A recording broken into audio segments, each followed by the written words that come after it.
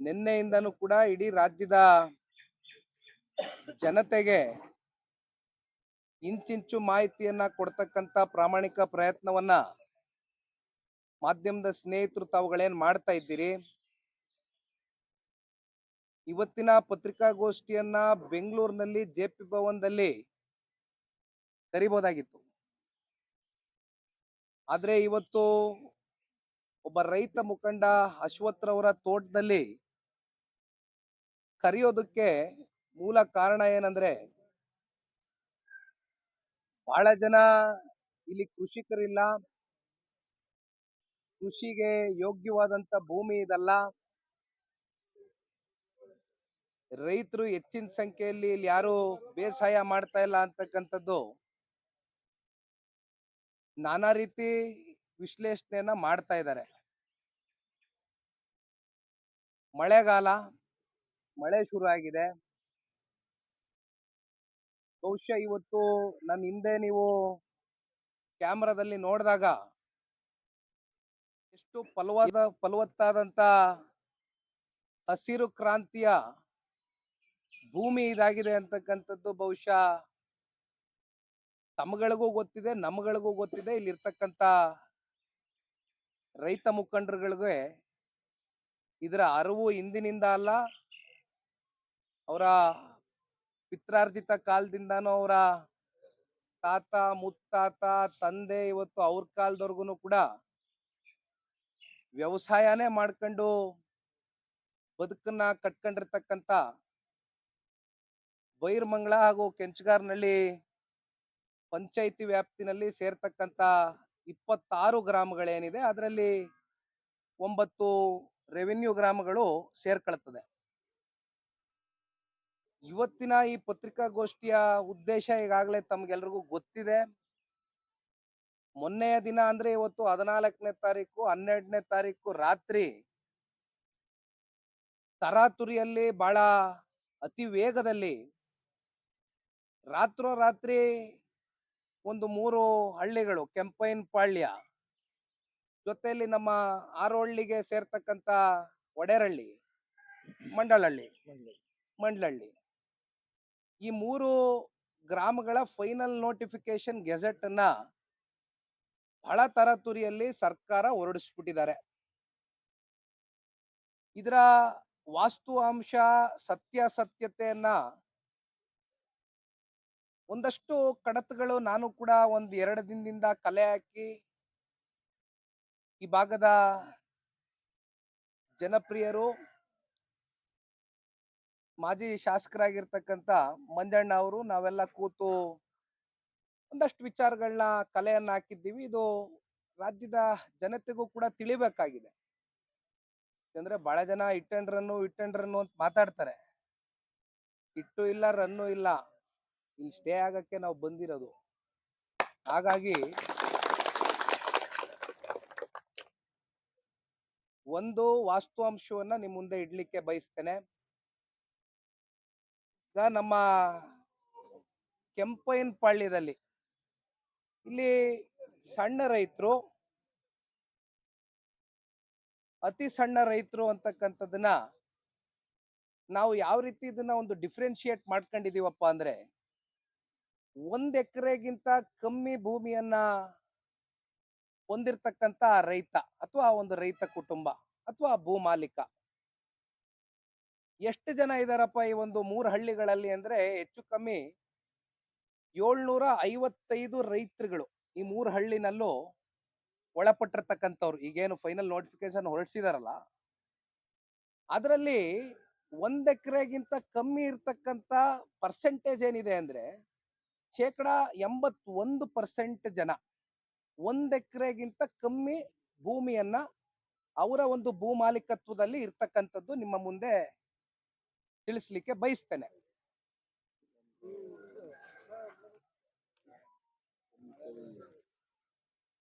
ಇರ್ಲಿ, ಶುಭ ಸೂಚನೆ. ನಿಮ್ಗೇನ್ ತೊಂದರೆ ಇಲ್ಲ ಅಂದ್ರೆ ನಾನು ನೆನ್ಕೊಂಡು ಪ್ರೆಸ್ ಮೀಟ್ ಮಾಡ್ತೀನಿ. ನಿಮ್ ಮೈಕ್ ಏನ್ ತೊಂದರೆ ಇಲ್ವಾ? ಕ್ಯಾಮ್ರಾಗಳು ಸ್ವಲ್ಪ ಏನ್ ಛತ್ರಿ ಹಿಡಿಬೋದ ಹಂಗಾರೆ? ಅಲ್ಲ, ನನಗೇನ್ ಛತ್ರಿ ಬೇಡ, ಬಟ್ ಆಯ್ತು, ನಿಲ್ತದೆ ಬಿಡಿ. ಅದೇನ್ ಮಳೆ ಗಾಳಿ ಬಿಸ್ಲಿಗೆಲ್ಲ ಬಿರುಗಾಳಿಗೆಲ್ಲ ಎದ್ರಕ ಕುತ್ಕೊಳಕ್ ಆಗಲ್ಲ. ನಾವೆಲ್ಲ ರೈತರ ಮಕ್ಕಳು ಬಂದಿದೀವಿ, ದಯವಿಟ್ಟು ತಾವು ಸಹಕರಿಸಿ ಅಷ್ಟೇ. ವಿಚಾರ ಇಟ್ಬಿಡ್ತೀನಿ ನಿಮ್ ಮುಂದೆ. ಈಗ ನಾನೇನ್ ಹೇಳ್ತಾ ಇದ್ದೆ, 1 ಎಕರೆಗಿಂತ ಕಮ್ಮಿ ಜಮೀನನ್ನ ಹೊಂದಿರ್ತಕ್ಕಂತ ರೈತ ಕುಟುಂಬಗಳು 81% ಇದೆ ಶೇಕಡ. ಅಂದ್ರೆ ಇಲ್ಲಿ ನೋಡಿ, ಕೆಂಪೇನಪಳ್ಳಿದ್ದೆ ನಿಮ್ಗೆ ಹೇಳ್ತೀನಿ. ಟೋಟಲ್ ಲ್ಯಾಂಡ್ ಎಕ್ಸ್ಟೆಂಟ್ ಬಂದು ಅಕ್ವೈರ್ಡ್ ಆಗಿರ್ತಕ್ಕಂಥದ್ದು 384 ಎಕರೆ. ಅದರಲ್ಲಿ ಖರಾಬು ಗಿರಾಬೆಲ್ಲ ಸೇರ್ಕೊಂಡ್ರೆ ಒಂದು 17 ಎಕರೆ ಹೋಯ್ತದೆ. ಅದರಲ್ಲಿ ಒಂದು 600 ಜನ ರೈತರು ಇರ್ತಕ್ಕಂಥ ಈ ಒಂದು ಕೆಂಪೇನಪಳ್ಳಿದಲ್ಲಿ ಸುಮಾರು 96 ಜನ ಮಾತ್ರ 1 ಎಕರೆಗಿಂತ ಅಧಿಕ ಭೂಮಿಯನ್ನ ಮಾಲೀಕತ್ವವನ್ನು ಇಟ್ಕೊಂಡಿರ್ತಕ್ಕಂಥವ್ರು. ಇನ್ನು ಮಿಕ್ಕಂತ 504 ಜನ ರೈತರು, ಇವರೆಲ್ಲ ಸಣ್ಣ ರೈತರ ಕನ್ಸಿಡರೇಷನ್ ತಗೋಬೇಕು ನಾವು. 1 ಎಕರೆಗಿಂತ ಕೆಳಗಡೆ ಇರ್ತಕ್ಕಂಥವ್ರು ಕೆಂಪೇನಪಳ್ಳಿದಲ್ಲಿ. ಮುಂದೋಗ್ತೀನಿ. 1 ಎಕರೆ ಒಳಗೆ ಇರ್ತಕ್ಕಂಥವ್ರು ಕೆಂಪೇನಪಳ್ಳಿದಲ್ಲಿ 504 ಜನ ರೈತರು. ಓವರ್ ಆಲ್ ಆಗಿ 600 ಜನ ರೈತ ಕುಟುಂಬಗಳಿರ್ತಕ್ಕಂಥ ಜಾಗದಲ್ಲಿ ಇನ್ನ 96 ಎಕರೆ 1 ಎಕರೆಗಿಂತ ಅಧಿಕ ಇರ್ತಕ್ಕಂಥವ್ರು. ಇನ್ನ ವಡೇರಳ್ಳಿ ಭಾಗದಲ್ಲಿ 63 ಎಕರೆ ಅಕ್ವಿಸಿಷನ್ಗೆ ಮಾಡಿದ್ದಾರೆ. ಅದರಲ್ಲಿ 1-2 ಎಕರೆ ಖರಾಬು. ಇದರಲ್ಲಿ 1 ಎಕರೆಗಿಂತ ಜಾಸ್ತಿ ಇರ್ತಕ್ಕಂಥವ್ರು 24 ಜನ, 79 ಜನ 1 ಎಕರೆಗಿಂತ ಕಮ್ಮಿ ಇರ್ತಕ್ಕಂಥವ್ರು. ಮತ್ತೆ ಮಂಡಳಹಳ್ಳಿಯಲ್ಲಿ 71 ಎಕರೆ ಅಕ್ವಿಸಿಷನ್ ಮಾಡಿದ್ದಾರೆ, ಫೈನಲ್ ನೋಟಿಫಿಕೇಶನ್. ಅದರಲ್ಲಿ ಖರಾಬೇನ್ ನಿಮ್ ಲೆಕ್ಕಕ್ಕಿಲ್ಲ ಬಿಡಿ, 16 ಗುಂಟೆ. ಅದರಲ್ಲಿ ಮೋರ್ ದೆನ್ 1 ಎಕರ್ 21 ಜನ, 1 ಎಕರೆಗಿಂತ ಕಮ್ಮಿ ಇರ್ತಕ್ಕಂಥವ್ರು 31 ಜನ. ಇದು ನಿಮ್ ಮುಂದೆ ಇಟ್ಟಿದ್ದೀನಣ್ಣ. ದಯವಿಟ್ಟು ನಾವು ನೀವೆಲ್ಲರೂ ಮೈಂಡ್ಗೆ ಹಾಕೋಣ. ನಮ್ಮ ಮಾಧ್ಯಮದ ಸ್ನೇಹಿತರೆ, ಬಹುಶಃ ಇವತ್ತು ಒಂದು ಶುಭ ಸೂಚನೆ. ರೈತರ ಪರವಾಗಿ ಅವರ ಭೂಮಿ ತಾಯಿಯನ್ನ ಉಳಿಸ್ಕೊಡ್ತಕ್ಕಂಥದಕ್ಕೆ ಆ ಭಗವಂತನ ಒಂದು ಅನುಗ್ರಹ ಇದೆಯೇನೋ ಅಂತಕ್ಕಂಥದ್ದನ್ನ ನಾನು ಭಾವಿಸ್ಲಿಕ್ಕೆ ಬಯಸ್ತೇನೆ. ಕಾರಣ ನಾವೆಲ್ಲರೂ ಶಿಫ್ಟ್ ಮಾಡಬೇಕಾಗಿ ಬಂತು, ಮಳೆ ಬಂದು. ಹಾಗಾಗಿ ನಾನು ಮಾತಾಡ್ತಾ ಇದ್ದೆ, ಮುಂದುವರಿಸ್ತೇನೆ. ತಮ್ಮೆಲ್ರಿಗೂ ಗೊತ್ತಿದೆ, ಫೈನಲ್ ಗೆಜೆಟ್ ನೋಟಿಫಿಕೇಶನ್ ಕಳೆದ 2 ದಿನದ ಹಿಂದೆ, ಅಂದ್ರೆ ಜೂನ್ 12ನೇ ತಾರೀಕು ರಾತ್ರೋರಾತ್ರಿ 3 ಹಳ್ಳಿಗಳನ್ನ ಫೈನಲ್ ನೋಟಿಫಿಕೇಶನ್ ಹೊರಗಾಕಿದ್ದಾರೆ. ಅದರಲ್ಲಿ ಕೆಂಪೇನಪಳ್ಳಿ ಸೇರಿದಂತೆ, ಮಂಡಾಳಹಳ್ಳಿ ಸೇರಿದಂತೆ ವಡೇರಹಳ್ಳಿ, ಇದು ನಮ್ಮ ಆರೋಹಳ್ಳಿ ಸರ್ವೆ ನಂಬರು ಆ ಎಕ್ಸ್ಟೆನ್ಷನ್ಗೂ ಬರುತ್ತೆ. ಈ 3 ಹಳ್ಳಿಗಳ ಒಂದು ಫೈನಲ್ ನೋಟಿಫಿಕೇಶನ್ ಏನಾಗಿದೆ ಸರ್ಕಾರದ ಕಡೆಯಿಂದ, ಇದಕ್ಕೆ ಒಂದಷ್ಟು ಸತ್ಯತೆಯನ್ನ ನಿಮ್ ಮುಂದೆ ಬಿಚ್ಚಿಡಬೇಕು ಅಂತಕ್ಕಂಥ ಹಿನ್ನೆಲೆಯಲ್ಲಿ ಕಳೆದ 1 ದಿನದಿಂದ ನಿರಂತರವಾಗಿ ನಾವು ಮತ್ತೆ ಮಂಜಣ್ಣ ಅವರು ಇಬ್ರು ಕೂತ್ಕೊಂಡು ಒಂದಷ್ಟು ಡಾಕ್ಯುಮೆಂಟೇಶನ್ ಸಿದ್ಧಪಡಿಸಿದೀವಿ. ಇನ್ನ ನಿಮ್ ಮುಂದೆ ರಾಜ್ಯದ ಜನತೆಗೂ ಬಿತ್ತರಿಸಲಿಕ್ಕೆ ತಮ್ಮ ಮೂಲಕ ಬಂದು ನಿಂತಿದ್ದೇವೆ. ಈಗ ಕೆಂಪೇನಪಳ್ಳಿದಲ್ಲಿ ಹೆಚ್ಚು ಕಮ್ಮಿ 384 ಎಕರೆ ಅಷ್ಟು ಫೈನಲ್ ನೋಟಿಫಿಕೇಶನ್ ಜಾರಿಯಾಗಿದೆ, ಹೊರಡಿಸಿದ್ದಾರೆ. ಅದರಲ್ಲಿ ಖರಾಬು 17 ಎಕರೆ ಬರುತ್ತೆ. ಇಲ್ಲಿ ಇರ್ತಕ್ಕಂಥ ರೈತರು, ರೈತ ಕುಟುಂಬಗಳು, ಭೂ ಮಾಲೀಕರು ಅಂತ ನಾವೇನ್ ಕರಿತೀವಿ, 600 ಜನ ಇರ್ತಕ್ಕಂಥವ್ರು. 600ರಲ್ಲಿ 1 ಎಕರೆಗಿಂತ ಕಮ್ಮಿ ಇರ್ತಕ್ಕಂಥ ಎಕ್ಸ್ಟೆನ್ಷನ್ ಇರ್ತಕ್ಕಂಥ ರೈತರು ಎಷ್ಟು ಜನ ಇದ್ದಾರೆ, 1 ಎಕರೆ ಅಬವ್ ಇರ್ತಕ್ಕಂಥ ರೈತರು ಎಷ್ಟು ಜನ ಇದ್ದಾರೆ ಅನ್ನೋದನ್ನ ಒಂದು ಡಿಫ್ರೆನ್ಸಿಯೇಷನ್ ಮಾಡಿದೀವಿ. 1 ಎಕರೆಗಿಂತ ಒಳಪಟ್ಟಿರ್ತಕ್ಕಂಥವ್ರನ್ನ ಸಣ್ಣ ರೈತರು ಅಂತಕ್ಕಂಥದ್ನ ನಾವು ಪರಿಗಣಿಸ್ಬೇಕಾಗ್ತದೆ. 600ರಲ್ಲಿ 504 ಜನ ಸಣ್ಣ ರೈತರುಗಳು ಬರ್ತಾರೆ, 1 ಎಕರೆಗಿಂತ ಕಮ್ಮಿ ಇರ್ತಕ್ಕಂಥ ಭೂ ಮಾಲೀಕರು. ಇನ್ನು 96 ಜನ 1 ಎಕರೆಗಿಂತ ಜಾಸ್ತಿ ಇದ್ದಾರೆ. ತದನಂತರ ವಡೇರಹಳ್ಳಿ ಭಾಗದಲ್ಲಿ 63 ಎಕರೆ ಆಗಿದೆ ಫೈನಲ್ ನೋಟಿಫಿಕೇಶನ್. ಅಲ್ಲಿ 2 ಎಕರೆ ಖರಾಬು. ಇನ್ನ ಅಲ್ಲಿ 1 ಎಕರೆಗಿಂತ ಕಮ್ಮಿ ಇರ್ತಕ್ಕಂಥ ರೈತರು 79, ಜಾಸ್ತಿ ಇರ್ತಕ್ಕಂಥವ್ರು 1 ಎಕರೆಗಿಂತ 24 ರೈತರು ಬರ್ತಾರೆ. ಇನ್ನ ನಮ್ಮ ಮಂಡಳಹಳ್ಳಿ ಇಲ್ಲಿ 71 ಎಕರೆ ಆಗಿದೆ. ಅದರಲ್ಲಿ 16 ಗುಂಟೆ ಖರಾಬು, ಅದೇನು ಲೆಕ್ಕಕ್ಕೆ ತಗೊಳ್ಳೋದು ಬೇಡ ಬಿಡಿ. ಆಯ್ತು, ಅಲ್ಲಿ 31 ಜನ 1 ಎಕರೆಗಿಂತ ಕಮ್ಮಿ ಇರ್ತಕ್ಕಂಥವ್ರು, 1 ಎಕರೆ ಅಬವ್ ಇರ್ತಕ್ಕಂಥವ್ರು 21 ಜನ. ಇದರಲ್ಲಿ ನಾವು ತಿಳ್ಕೋಬೇಕಾಗಿರ್ತಕ್ಕಂಥ ವಿಚಾರ, ಸರಿಸುಮಾರು 81% ರೈತರು ಸಣ್ಣ ರೈತರಾಗಿ ನಾವು ಪರಿಗಣಿಸಬೇಕಾಗ್ತದೆ. ಇದು ಹೋಗ್ತಾ ಹೋಗ್ತಾ ಯಾತಕ್ಕೆ ಇದು ನಿಮಗೆ ಈ ಅಂಕಿ ಅಂಶಗಳನ್ನ ಮುಂದಿಟ್ಟೆ ಅನ್ನೋದ್ರ ಬಗ್ಗೆ ನಾನು ಡೀಟೇಲ್ ಆಗಿ ಎಕ್ಸ್ಪ್ಲನೇಷನ್ ಮಾಡ್ತೀನಿ. ಇದಕ್ಕಿಂತ ಮುಂಚಿತವಾಗಿ ಈಗ ನಿಮ್ಮೆಲ್ರಿಗೂ ಗೊತ್ತಿದೆ, ಬೈರ್ಮಂಗಲ ಮತ್ತೆ ಕೆಂಚಗಾರನಹಳ್ಳಿ ಭಾಗದಲ್ಲಿ ಪ್ರಾರಂಭಿಕವಾಗಿ ಮಾತಾಡ್ಬೇಕಾದ್ರೆ ಹೇಳ್ತಾ ಇದ್ದೆ 26 ಹಳ್ಳಿ, ಅದರಲ್ಲಿ 9 ರೆವಿನ್ಯೂ ಗ್ರಾಮಗಳು ಸೇರುತ್ತೆ ಅಂತ ನಿಮಗೂ ಗೊತ್ತಿದೆ. ಹೆಚ್ಚು ಕಮ್ಮಿ 450ಕ್ಕಿಂತ ಹೆಚ್ಚು ದಿನಗಳ ಕಾಲ ತಮ್ಮ ಪಿತ್ರಾರ್ಜಿತ ಆಸ್ತಿಯನ್ನ ಅವರ ತಾತ ಮುತ್ತಾತ ಅವ್ರ ತಂದೆ ಕಾಲ ಇವತ್ತು ಅವ್ರ ಕಾಲದವರೆಗೂ ಪ್ರಾಮಾಣಿಕವಾಗಿ ಬೆವರು ಸುರಿಸಿ ದುಡಿಮೆ ಮಾಡಿರ್ತಕ್ಕಂಥ ತಮ್ಮ ಸ್ವಂತ ಆಸ್ತಿಯನ್ನ ಇವತ್ತು ಸರ್ಕಾರ ವಶಪಡಿಸ್ಕೊಳ್ಳೋದಕ್ಕೋಸ್ಕರ ಸಿದ್ಧರಾಗಿ ಫೈನಲ್ ನೋಟಿಫಿಕೇಶನ್ ಏನ್ ಜಾರಿ ಮಾಡಿದ್ದಾರೆ 3 ಹಳ್ಳಿಗಳದು. ಇದರ ವಿರುದ್ಧವಾಗಿ ಸಣ್ಣ ವಯಸ್ಸಿನ ಸಣ್ಣ ಪುಟ್ಟ ಬಾಲಕರು ಇಂದ ವಯಸ್ಸಾದಂತ ಹಿರಿಯಕರು 85, 90 ವರ್ಷದ ವಯಸ್ಸಾದಂತ ಹಿರಿಯ ಜೀವಿಗಳು ಕೂಡ, ಅದರಲ್ಲೂ ಹೆಣ್ಣು ಮಕ್ಕಳು ಬಹುಸಂಖ್ಯಾತ ಸಂಖ್ಯೆಯಲ್ಲಿ ಬೀದಿಗಿಳಿದು ಹೋರಾಟ ಮಾಡ್ತಾ ಇದ್ದಾರೆ. ಸರ್ಕಾರಕ್ಕೆ ಕಣ್ಣು ಕಾಣ್ತಾ ಇಲ್ಲ, ಕಿವಿನೂ ಕೇಳಿಸ್ತಾ ಇಲ್ಲ. ಒಟ್ಟಾರೆಯಾಗಿ ಇಲ್ಲಿರ್ತಕ್ಕಂಥ ಜನಪ್ರತಿನಿಧಿಗಳು ರೈತರ ಸಂಕಷ್ಟವನ್ನ ಬಂದೇನ್ ಕೇಳಬೇಕಾಗಿತ್ತು, ಅದು ಯಾರು ಕೂಡ ಇಲ್ಲಿ ಕೇಳ್ತಕ್ಕಂಥ ಕೆಲಸ ಮಾಡಿಲ್ಲ. ಇದ್ರ ಮಧ್ಯೆ ನಾವು ಹಲವಾರು ಬಾರಿ ಬಂದು ನಮ್ಮ ಭಾಗದ ರೈತರ ಜೊತೆನಲ್ಲಿ ಇಂಥ ಸಂದಿಗ್ಧ ಪರಿಸ್ಥಿತಿಗೆ ಒಳಗಾಗಿರ್ತಕ್ಕಂಥ ರೈತ ಕುಟುಂಬಗಳ ಜೊತೆ ನಿಲ್ತಕ್ಕಂಥ ಜವಾಬ್ದಾರಿ ನಮ್ಮ ಮೇಲಿದೆ. ಆ ಜವಾಬ್ದಾರಿಯ ನಾವು ಅರ್ಥಕೊಂಡಿದ್ದೇವೆ. ಹಲವಾರು ಸಂಘಟನೆಗಳು ಕೂಡ ನಿರಂತರವಾಗಿ ಬಂದು ಅವರು ಯಾವ ರೀತಿ ಒಂದು ಆತ್ಮವಿಶ್ವಾಸ ತುಂಬಿಸ್ಬೋದು ನಮ್ಮ ರೈತರಿಗೆ, ಅವರು ಕೂಡ ಅವ್ರ ಕೆಲಸ ಮಾಡ್ತಾ ಇದ್ದಾರೆ. ಈಗ ಇದ್ರ ಮಧ್ಯೆ ನಮ್ಗೆ ಇರ್ತಕ್ಕಂಥ ಒಂದ್ 2-3 ಬಹಳ ಮುಖ್ಯವಾದಂತ ಅಂಶಗಳು. ಈಗ ಇಲ್ಲಿ ಫೈನಲ್ ನೋಟಿಫಿಕೇಶನ್ ಏನು ಹೊರಡಿಸಿದ್ದಾರೆ, ದಯವಿಟ್ಟು ಈ ಮ್ಯಾಪ್ ನ ಒಂದ್ ಸ್ವಲ್ಪ ಝೂಮ್ ಇನ್ ಮಾಡಿ ನೋಡ್ಬೇಕಾಗ್ತದೆ. ಈಗ ಫೈನಲ್ ನೋಟಿಫಿಕೇಶನ್ ಜಾರಿ ಆಗಿರ್ತಕ್ಕಂಥದ್ದು 499 ಎಕರೆ, ಖರಾಬನ್ನ ಬಿಟ್ಟು 499.2 ಎಕರೆ ಈ 3 ಹಳ್ಳಿಗಳಲ್ಲಿ ಬರ್ತಕ್ಕಂಥ ರೈತರ ಜಮೀನ ವಶಪಡಿಸ್ಕೊಳ್ತಕ್ಕಂಥದಕ್ಕೆ ಫೈನಲ್ ಗೆಜೆಟ್ ನೋಟಿಫಿಕೇಶನ್ ಈಗಾಗಲೇ ಸರ್ಕಾರ ಹೊರಡಿಸ್ಬಿಟ್ಟಿದ್ದಾರೆ.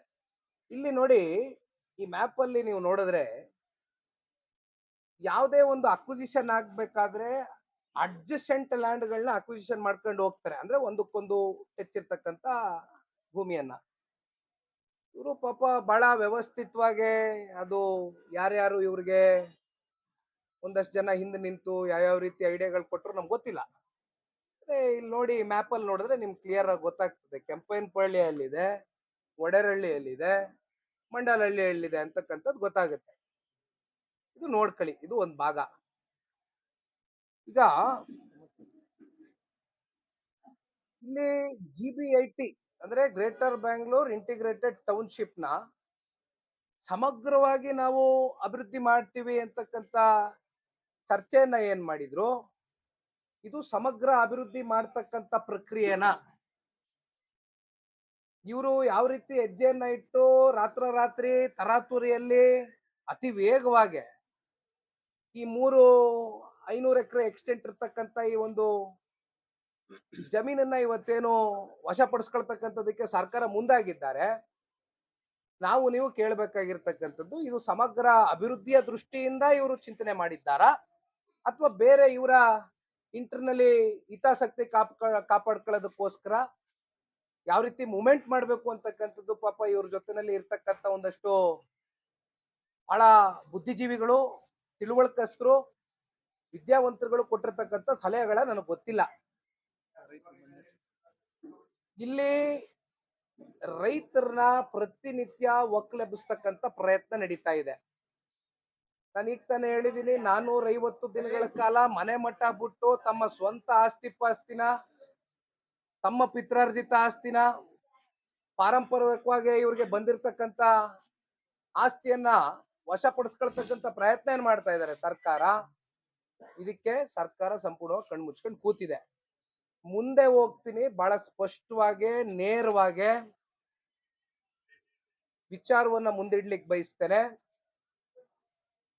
ರಿಯಲ್ ಎಸ್ಟೇಟ್ ನ ದಂಧೆಯನ್ನ ನಡೆಸ್ತಕ್ಕಂಥದ್ದಕ್ಕೆ, please note down my point, real estate ದಂಧೆಯಾಗಿ ಒಂದು ರೈತರ ಜಮೀನನ್ನ ವಶಪಡಿಸ್ಕೊಂಡು ಇಲ್ಲಿ ಹಣ ಉತ್ಪಾದನೆ ಮಾಡ್ತಕ್ಕಂಥದ್ದಕ್ಕೆ ಇವ್ರು ಇವತ್ತೇನ್ ಕೈಯನ್ನ ಹಾಕಿ ಹೊರಟಿದ್ದಾರೆ.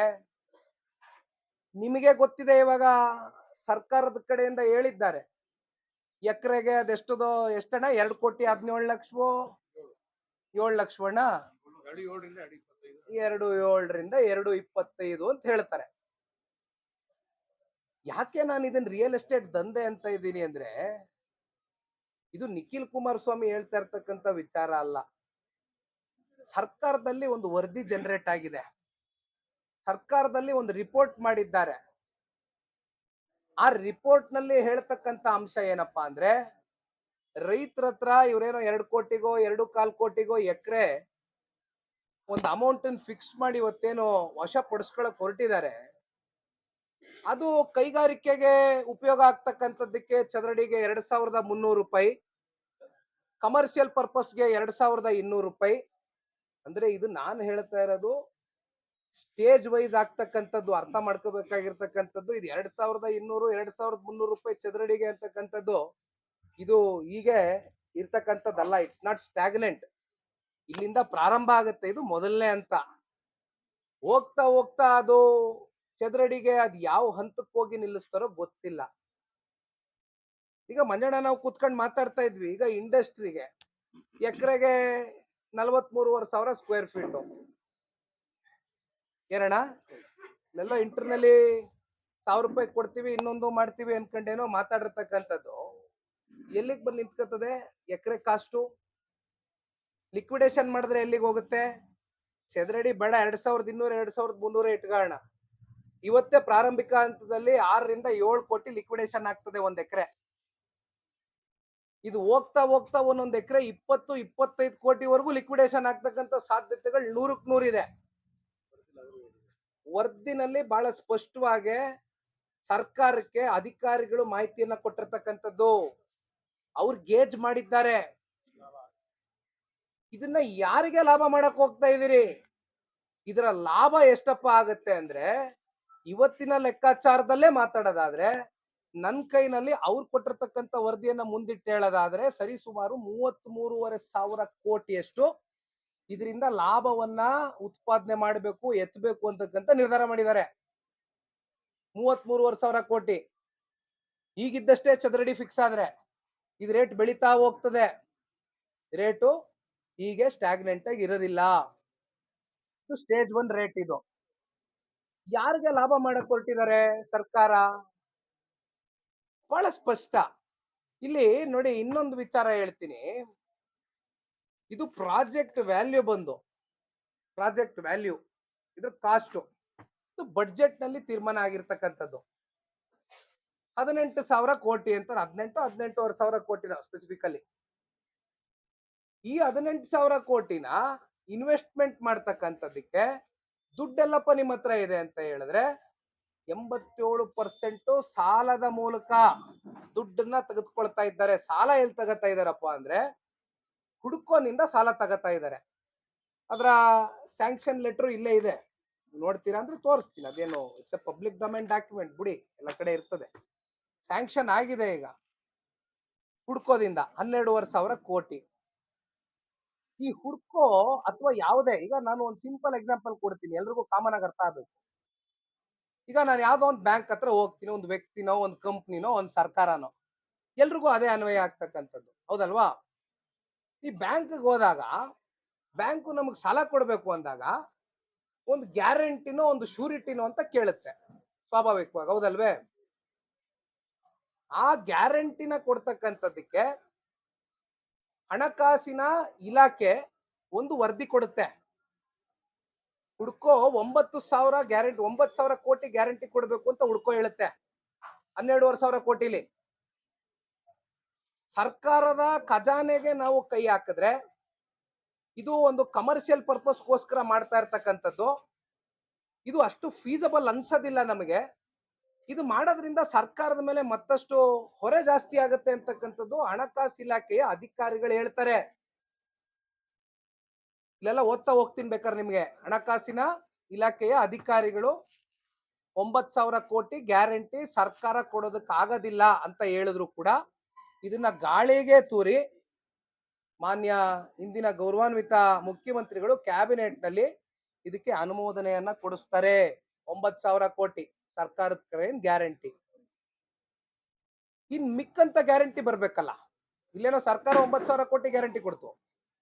ಮಿಕ್ಕಿದ ಗ್ಯಾರಂಟಿ ಎಲ್ಲಪ್ಪ ಬಂದಿದೆ ಅಂದ್ರೆ BMRDA ಇಂದ 3,650 ಕೋಟಿ ರೂಪಾಯಿ ಅಷ್ಟು BMRDA ಇಂದ. ಅಂದ್ರೆ BMRDA ಅಂಡರ್ ಬರ್ತಕ್ಕಂಥದ್ದು ಬೆಂಗಳೂರು ನಗರದಲ್ಲಿ ಇರ್ತಕ್ಕಂಥ ಸಿವಿಕ್ ಕಮ್ಯುನಿಟೀಸ್ ಅಂತ ನಾವೇನ್ ಕರಿತೀವಿ. CS ಸೈಟ್ಗಳಿರ್ಬೋದು, ಒಂದು ಆಟದ ಮೈದಾನ ಇರ್ಬೋದು, ಒಂದು ಪಾರ್ಕ್ ಇರ್ಬೋದು. ಇದನ್ನೆಲ್ಲವನ್ನು ಕೂಡ ಹುಡ್ಕೋ ಒಂದು ಮತ್ತೊಂದು ಕ್ಲಾಸ್ ಹಾಕಿದ್ದಾರೆ.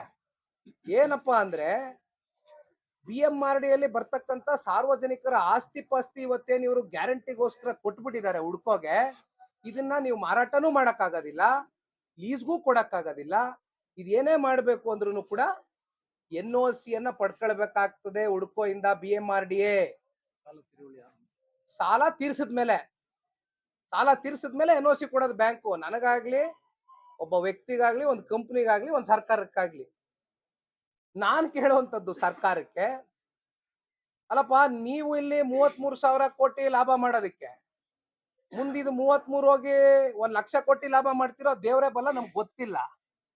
ನಿಮ್ಮ ಲಾಭದ, ನಿಮ್ಮ ಒಳಗಡೆ ಲೆಕ್ಕಾಚಾರದ ಹಿತದೃಷ್ಟಿಯಿಂದ BMRDA ಒಳಪಟ್ಟಿರ್ತಕ್ಕಂಥದ್ದು ಬೆಂಗಳೂರು ನಗರದ ಸಾರ್ವಜನಿಕರ ಆಸ್ತಿ ಪಾಸ್ತಿಯನ್ನ ನೀವೇನಾರು ನಾಗರಿಕರಿಗೆ ಕೇಳಿದ್ರ?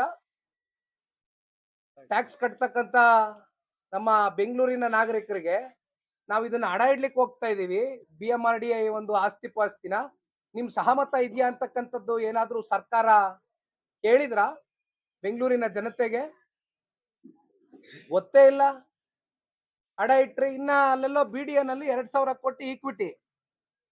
ಅದೇ ಈಕ್ವಿಟಿನ ಏನಾರು ನಮ್ ರೈತರು ಕೊಡ್ರಪ್ಪ. ರೈತರಿಗೆ ಏನಾರು ಈಕ್ವಿಟಿ ಸೈನ್ ಮಾಡಿಸಿದೀರಾ?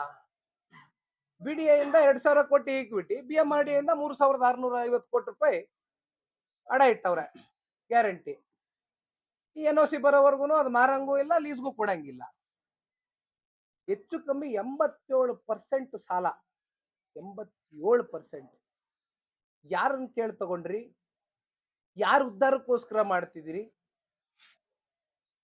ಹಣಕಾಸು ಇಲಾಖೆ ಇಲ್ಲಿ ನೋಡಿ, ನೀವು ಸಾಧ್ಯ ಆದ್ರೆ ಒಂದ್ 2-3 ವಿಚಾರ ಪ್ಯಾರಾಗ್ರಾಫ್ ಓದ್ತೀನಿ ನಾನು. ಇಂಗ್ಲಿಷ್ ಅಲ್ಲಿ ಮೆನ್ಷನ್ ಆಗಿದೆ, ದಯವಿಟ್ಟು ತಾವು ರಾಜ್ಯದ ಜನಕ್ಕೆ ಗೊತ್ತಾಗ್ಬೇಕು.